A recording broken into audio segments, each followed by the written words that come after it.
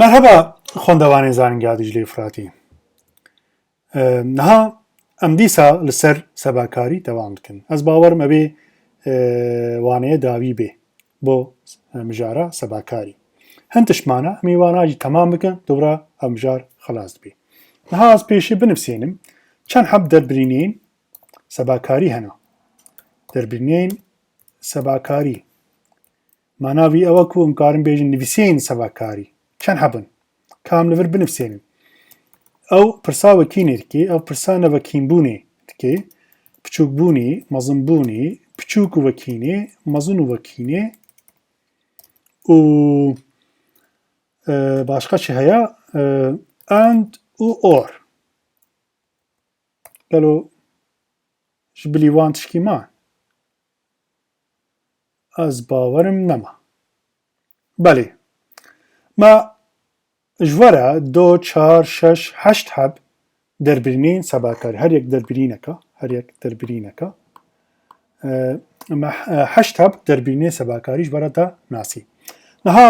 em ê wana tevlî hev bikin da ku mijarê baş fêm bikin kam bêjin Ayşe emrê Ayşe yani temenê Ayşe em bêjin 21 ku temenê em vîna ê bikin ji ber ku ev kompîter Kurdî zanî em ê Kurdî bikin temena Elî ev jî 25 niha em bêjin gelo kîjan ji kîjan mastira heger em bêjin temena Ayşe ji Elî piçûktir e gel ev rast e ya nerast e divê rast bê ji ber ku Ayşe xwediyê temenê 21 Elî jî xwediyê temenê 25 ev jî nîşana piçûkbûnê ye divê ev rast bê niha rast bû em bêjin encama yekemîn wan encam jî bidin nivîsandin tûrû derket em bêjin ku em yekî dî deynin temenê şîlan sîha me yekî dî danî heger em bêjin temenê Ayşe ji Elî piçûk e û temenê Ayşe ji şîlan jî piçûk e we dît ku me hinkî girantir kir û em bêjin encam çi ye divê rast bê ji ber ku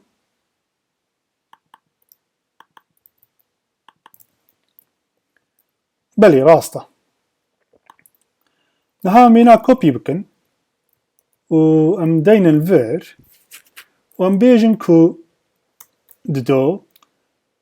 temena Ayşe ji Elî mastira û temena Ayşe ji şîlan piçûktir e em zanin ku ê aliyê rast e lê aliyê çepê nerast e ji ber vê yekê ji ber ku false û true false vedigerênî hûn karin li vir bibînin false û true false vedigerênî dibê encama duyemîn false bê belê false e kam yekî dî bikin encama sêmîn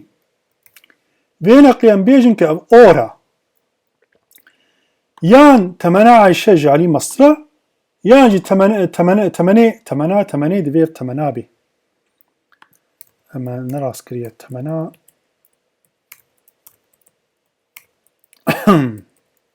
pardon temenê divê temen nizanim cem min mê ye niha em bêjin ku temena Ayşe ji Elî mastira û yan jî temena Ayşe ji şîlan piçûktir e gorî orê em zanin ku ev aliyê çepê nerast e aliyê rastê jî rast e manavî ew e ku ew wêna nîşan dike ew false or true wisa dibê ji ber ku ev nerast e temena Ayşe ji Elî nemastira piçûktir e em zanin ku temena Ayşe ji şîlan piçûktir e false